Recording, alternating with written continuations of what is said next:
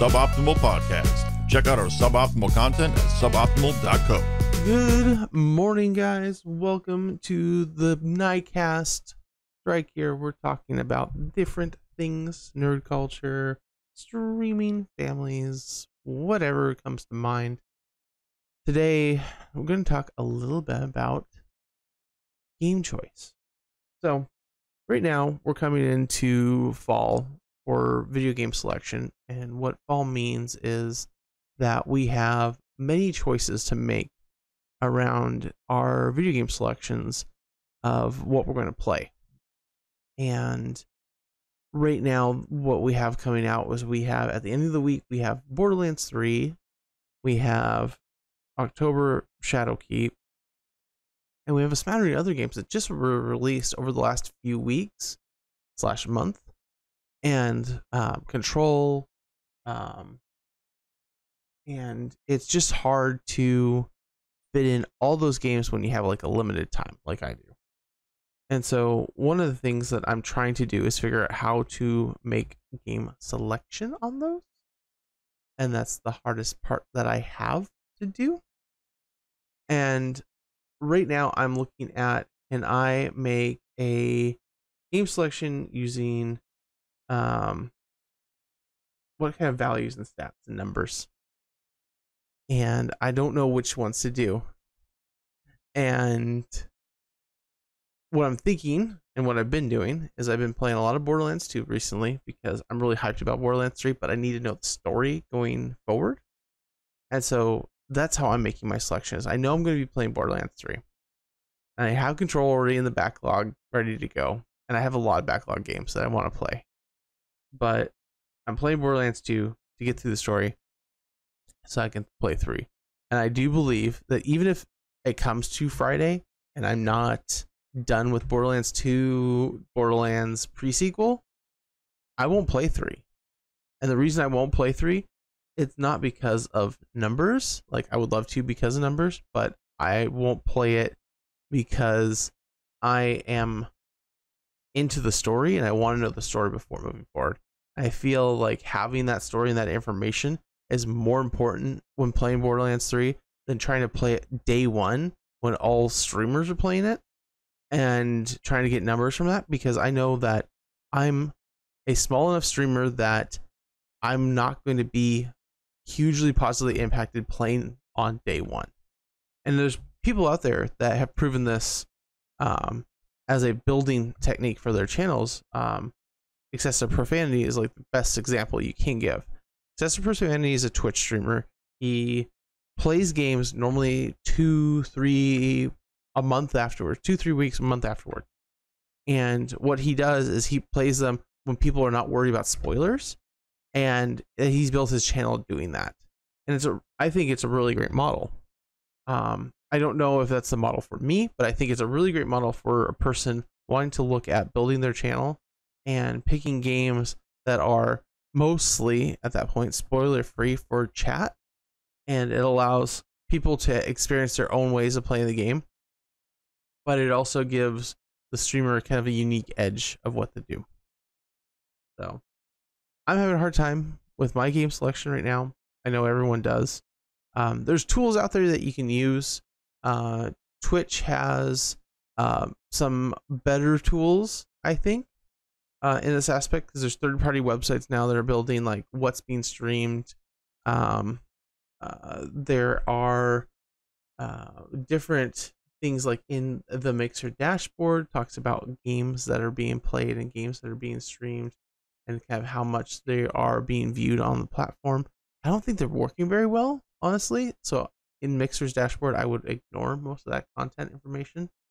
Arsenal GG will give you information about your previous streams, and it'll show you how your content viewership numbers match up with the games that you played and on what days and what nights. So you can use that information. There are tools out there. Research the tools that work well for you and give you the information that you're looking for. But I don't think there is a tool out there right now, specifically for your Mixer, that will help you do a game selection the day of. This is stuff that you'll have to look at trends that you'll have to build out your own data platform for it and just kind of view it over time for yourself to make sure that's what you want to do.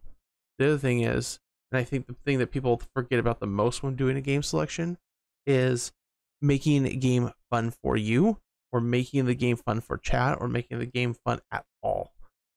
Good morning, Seismic.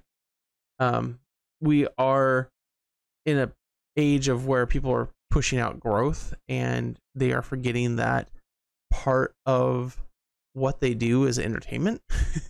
So instead of playing a game day one of launch, make sure that it is done in some type of entertaining way that matches with your platform, that you, the not platform, but with your brand that you are trying to build and trying to push forward. If you deviate by skipping to a day one launch, people are going to see how it's not genuine. They're going to see that you are either stressed out or pushing yourself in a direction that you're not interested in. And that's one of the things that I did the day one launch of Anthem. Okay. I was one of the few people on Mixer that was actually in game, in character creator, when everyone else was crashing, because you would crash if you left character creator. I figured that out pretty quickly because I have my laptop over here and I'm able to watch other streamers while I'm doing my thing. And on a day one launch, I'm curious of what other people are doing. I had 40, 50 people in chat. I had nowhere near the numbers of people at the top of the directory. I had very good numbers, and I was very appreciative of everyone being there. And there was people with 500 people in chat, 600 people in chat, 1,000 people in chat, not in the game. I'm in the game. I actually felt bad at that point because the people that I saw with those numbers are people that I appreciate and that I look up to and that I watch. And their content was a crash screen, looping crash screen. And I'm sitting there with the game up and I'm like, I didn't feel genuine to myself because I wanted to play with my friend at the time. Doc Tot Gaming and me were wanting to play together, and he couldn't get in at all. Like, his crash screen happened before character creator. And so I'm sitting there in character creator, actually able to like check out and edit and move my guy around. You talk about it. Well, he couldn't even get in. He was frustrated. I'm watching all these other people get frustrated. I'm like, I just don't. The frustration and the drive to be first into the game and farther into the game, I don't think that's me. And that's not my type of content. And so that's where you need to look at yourself and view when you're making a game selection. Is this the type of content you're wanting to create from a day one launch perspective? Yep. You had to step away. Yeah. Sounds like the day one launch, I had to step away. Yep. You had to step away and just take a break. And that's what I ended up doing, actually. I went and played Diablo 3 on day one launch of Anthem. I took the day off work. I was ready to play Anthem. Couldn't get in. My friend couldn't get in. And so, you know what? Just went and played Diablo 3. And I had a freaking blast playing Diablo 3. And that's something that I need to consider for myself, is that there's a lot of day one launches that are happening. I work during the day. I'm not going to make them. I am going to have to figure out how I am going to make it genuine to myself of playing through these games that are coming out. And I think I'm going to take a tactic, a little bit out of Excessive Profanity's playbook, where I delay my games that I play so I'm not playing day one. So that way I'm reducing the level of berry I get as well. It's an approach that I'm planning on taking. It's an approach that I think will work, but it's also an approach that comes with, you know, unknowns. And that's where I'm going to have to figure out what that unknown is. And I think what it'll allow me to do is I have a huge backlog of games I want to get through. You know, I stopped playing Assassin's Creed in Black Flag. and I want to play Assassin's Creed Rogue because it's basically Black Flag 2. And I want to play Origins and Odyssey and all the newer Assassin's Creed games because those are games. I've played every Assassin's Creed game up through Black Flag, every single one. And I played it completionist style. Like, those are my style of game normally. I have yet to stream any of those. Yet to. I don't know why. And that's something where I need to figure out why. In my own like heart of hearts, why I've never streamed them. I have no idea. And so I have to figure out the order of games I'm going to be playing and start playing through them. Control, I got my hands on at PAX. I purchased that game. It's in my backlog. I finally got to touch it at PAX and fell in love with the freaking game style. Like being able to like pull up chunks of concrete and like smash them into people and then grab a barrel and like swing it across like 3 guys and have it explode. Like just the ability to interact with the environment in that game is so much fun. Like that game style to me is so much fun. Yeah, there's a shooter element to it. But that's, there's a million games that have shooter elements.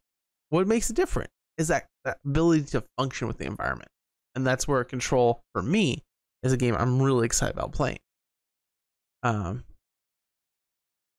yeah, so that's the podcast for today. Use the tools that you have available. Research tools that will work for you. Currently, I use Arsenal GG a lot to look back at my past content to see where that's at. I use a lot of just searching the game directories and seeing who's playing, what's being played. Do it at different hours of the day. Don't always do it during your game hours. Make sure you also view the game directories during your game hours. Doing that will give you kind of an idea week to week what's changing over time. If you need to, learn how to do spreadsheets. Spreadsheets are going to save you in this day and age of how much content's being put out. If you want to know data, record your own data, start building it. In fact, one of the great things right now, you can build a website for very cheap, very easy. Maybe it's time someone builds a website that has the tools that we want, that has that kind of information at hand. I mean, I've thought about it. I don't have time to do it, but I thought about it. Anyway, I hope you guys have a wonderful day. I will be back with the podcast next week on Tuesday. We record it every Tuesday morning on mixer.com/Drykk, and I will talk to you guys later.